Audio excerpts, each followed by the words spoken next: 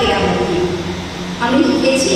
আর আমার সঙ্গে আছে ম্যাডামকার ভূমিকায় আমি আছি, আর গোবিন্দ আর সুদা রূপদন্ত ভূমিকায় আছে একটা অভিনেতা আমাদের বুদ্ধদেব মুখোপাধ্যায় মহাশয়, ও কালনায় বাড়ি। সুবিধা আপনারা বুঝতেই পারবেন। তো আমি করছি, প্রথমে বলে দিচ্ছি একটু এটা। গ্রামের লোকেরা ওঝার দ্বারা কীভাবে দিনরাত ঠকছে তাই নিয়ে এই নাটক ওঝা কেরামতি। দাঁতে পোকা মরলেই হয় না, দাঁতের ক্ষয়রোগ বা কেরিস ব্যাকটেরিয়ার জনিত একটা রোগ। অথচ ওঝা বাইরে থেকে পোকা সংগ্রহ করে সেই পোকা কায়দা করে দাঁতের মধ্যে ঢুকিয়ে গ্রামের অশিক্ষিত লোকেদের ঠকায়। তাই বলছি, ঝাড়ফুঁক টুকটাক না করে সোজা ডাক্তারের কাছে চলে যান। এই ওঝার পেট করা জল করা বিশ্বাস করে ঠকবেন না। এই নাটকের মাধ্যমে জনসাধারণকে সেই কথাটাই আমরা বোঝাবার চেষ্টা করেছি। শুরু হচ্ছে শ্রী নাটক ওঝার কেরামতি। আমার স্বামীকে বাঁচান বেটা, আমার স্বামীকে বাঁচান কিনা? দাঁতের যন্ত্রণায় কদিন ধরে রেতে ঘুমতে লাগছে। ও যা বাবা, দাঁতের যন্ত্রণায় কদিন ধরে রেতে আমার স্বামী ঘুমোতে লাগছে গো।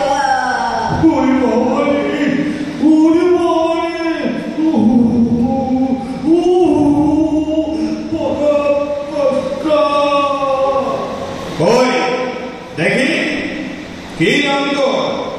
গোবিন্দ। গোবিন্দ আয় এদিকে, হাবার হাবার হাবার দেখি। ঘুরে ঘরে হাওয়া করতে লাগছি বলে হাবার হাবার হাবার বলছি। ও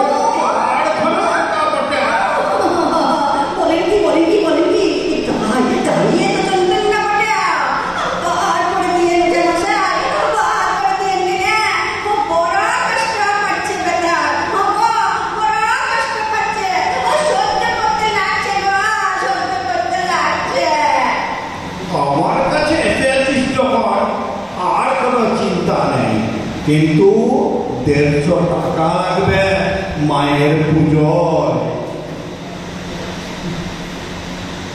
এই নিন টাকা, আমাকে আমাকে বাঁচান বাবু, আমাকে বাঁচান, বাঁচান বটে, বাঁচান আমাকে।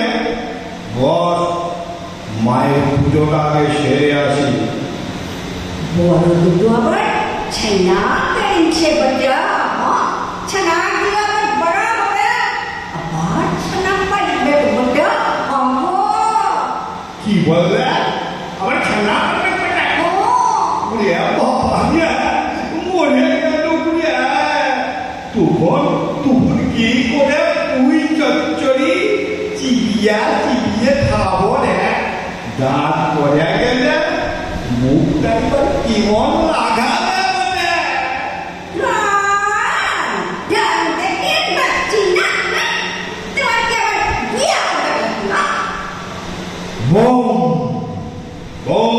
কালী কালী কালবদনী ঝিলঝিল ঝিলঝিল পিলপিল পিলপিল পোকা চলে আয় চলে আয় আয় কিলবিল কিলবিল চলে আয় পোকা আয় পোকা ওরে আমার পোকা আয় পোকা। উড়ে বাবা এ তো বাবার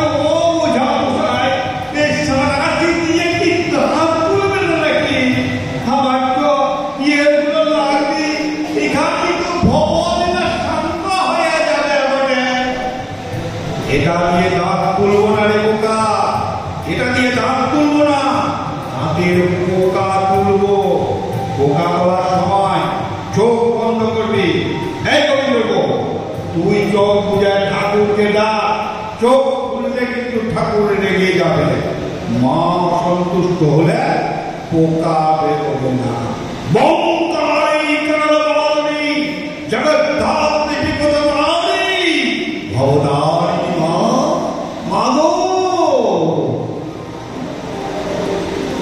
কোথায় যাবি বেটা?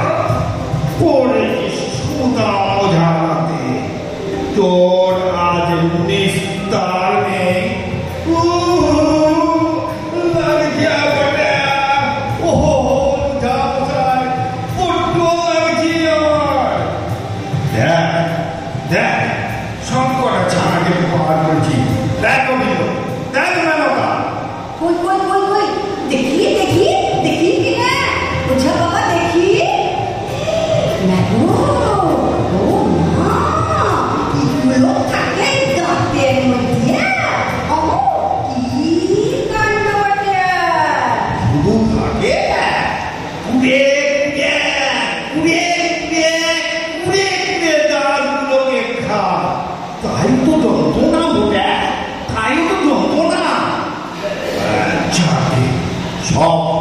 বেরিয়ে গেল, আর কোনো চিন্তা নেই। এই যে একটু মায়ের তেল লাগিয়ে দিলাম, এটি তোর কাণ্ড হয়ে যাবে, কাজ হয়ে যাবে। আর এই শিশিতে মায়ের তেল খানিকটা দিয়ে দিলাম, দুবেলা দাঁতের গোড়ায় লাগাবি। এবার যা তোরা, আমাকে এখনই বেরোতে হবে। মুকুজ্জেদের বউটাকে ভূতে ডেকেছে, তাড়াতে হবে।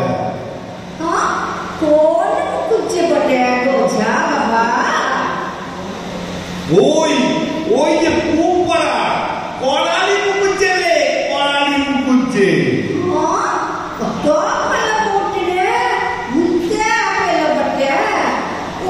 স্বামী আর মিলে খুব অত্যাচার করতে পারে, মনের সুখ ছিল না বাটে বউটা গো। সব পাপের ফল ওই করালি মুকুজ্জে। ওই করালি মুকুজ্জে কত লোকের সর্বনাশ করেছে বলতো, তার ফল যাবে কোথায়? অপদেবতারা সব খেপে গেছে, আর খেপে গিয়ে ওই বউটার ঘাড়ে চেপেছে। তা ভূতে না মুকুজ্জের ঘাড়ে চাকরির পাঠ তো বটে। ওই ভালো বউটার ঘাড়ের উপর বসে ওই ভূতটা কি দরকার ছিল বলতো? পতির পুণ্যে যদি সতীর পুণ্য হয়, তবে পতির পাপে সতীর পাপ হবে না কেন? তা ঠিক বটে, ওঠা বসায় ঠিক বলেছেন। ও যে মহাসতী সতীমা, তাই স্বামীর পাপের বোঝা মাথায় নিয়েছে। এ কিন্তু ভালো নাই বটে ওঝা মশাই। ওর পাপ পুণ্যের বিচার করা করাকে ওসব তোদের ছোট মুখে আনতে নেই। পাপ হবে, মহাপাপ হবে।